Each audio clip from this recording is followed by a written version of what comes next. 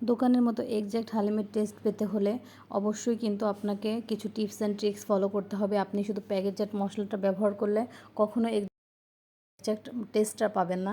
এজন্য ফুল ভিডিওটি দেখতে হবে। প্রথমে আমি নিয়ে নিচ্ছি এখানে 2 কাপ ফুটন্ত গরম পানি। ফুটন্ত গরম পানিতে আমি এখানে ডালটা মিক্সড করে দিয়েছি। ডালটা এখানে 15 মিনিটের মতো ভিজতে দিব। 15 মিনিট পর আমি ডালটা রান্নার কাজে ব্যবহার করব।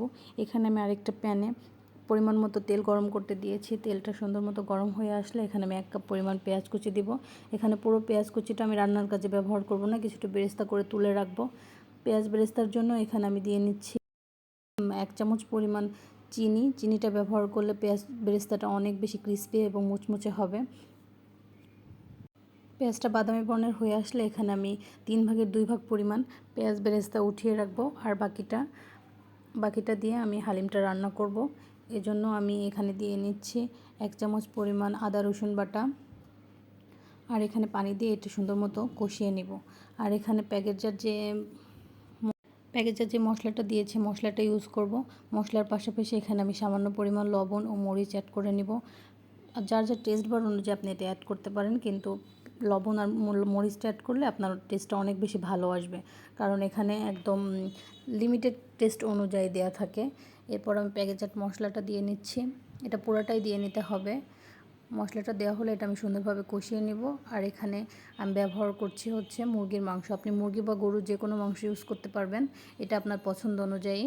আর চেষ্টা করবেন যে মাংস ব্যবহার করেন অবশ্যই একদম ছোট ছোট পিস করে দেবেন, এতে আপনার টেস্টটা অনেক বেশি ভালো আসবে। প্রতিটা বাইটে যখন আপনি মাংস পাবেন তখন আপনার হালিমটা অনেক বেশি টেস্টি হয়ে যাবে। এখানে মাংসগুলো দিয়ে আমি সুন্দরভাবে মাংসগুলো কষিয়ে নিব। যখন উপর দিয়ে তেল উঠে আসবে তখন আমি ডালটা ভিজিয়ে রাখা যে ডালটা রেখে দিয়েছিলাম ওটা আমি অ্যাড করে নেব। ডালের সাথে আমি পরিমাণ মতো পানি দিয়ে নেব। এখানে আমি একটু বেশি পরিমাণে পানি দিব, কারণ এটা এমনিতে ঘন ঘন হয়ে আসবে খুবই দ্রুত। এজন্য একটু বেশি পরিমাণ পানি অ্যাড করলে হবে কি হালিমটা ঠিক মতো রান্না হতে পারবে। এখানে আমি 2 কাপের মতো পানি ব্যবহার করছি। পানি দিয়ে সুন্দর মতো 10 মিনিটের মতো রান্না করে নিলে হয়ে যাবে।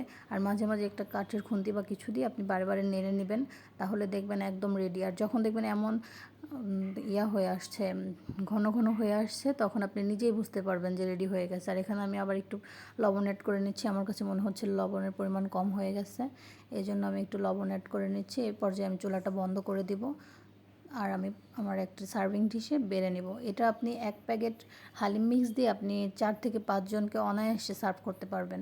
এখানে টেস্টের জন্য বা ডেকোরেশনের জন্য আমি এখানে ধনিয়া পাতা কুচি, পেঁয়াজ বেরেস্তা, শসা কুচি, আর আপনারা চাইলে মরিচ কুচিও দিতে পারেন, কাঁচা মরিচ কুচি আমি এখানে অ্যাড করছি না। আর দিয়ে দিচ্ছি আদা কুচি। আদা কুচিটা দিলে টেস্টটা অ্যান্ড ফ্লেভারটাও অনেক বেশি ভালো হবে। আর এখানে আমি সামান্য পরিমাণ লেবুর রস দিয়ে নিচ্ছি। তাহলেই কিন্তু একদম রেডি হয়ে যাচ্ছে আমাদের এই হালিম মিক্সটা। তো আজকের ভিডিওটা এই পর্যন্তই। সবাই ভালো থাকবেন, সুস্থ থাকবেন। আল্লাহ হাফেজ। Thanks for watching.